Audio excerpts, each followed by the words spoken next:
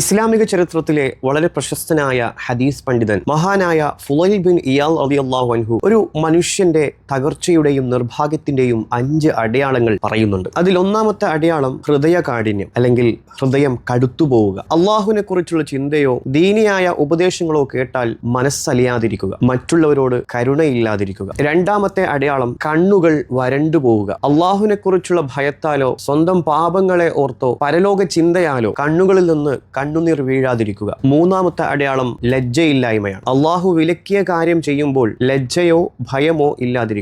ജനങ്ങൾക്ക് മുമ്പിൽ തെറ്റുകൾ ചെയ്യാൻ മടിയില്ലാതിരിക്കുക. നാലാമത്തെ അടയാളം ദുനിയാവിനോടുള്ള അതിയായ മോഹം. പരലോകത്തെ മറന്ന് ഈ ലോകത്തെ സുഖസൗകര്യങ്ങൾക്കും പണത്തിനും പിന്നാലെ മാത്രം പായുക. അഞ്ചാമത്തെ അടയാളം ദീർഘമായ പ്രതീക്ഷ. എനിക്ക് ഒരുപാട് ജീവിക്കാനുണ്ട് എന്ന ചിന്തയിൽ മരണത്തെയും പരലോകത്തെയും മറന്നുപോവുക. ഈ 5 കാര്യങ്ങൾ നമ്മെ നാശത്തിലേക്കാണ് കൊണ്ടുപോവുക. ഈ അടയാളങ്ങൾ നമ്മളിലുണ്ടോ എന്ന് നമുക്ക് ആത്മപരിശോധന നടത്താം. അള്ളാഹു നമ്മെ അനുഗ്രഹിക്കട്ടെ.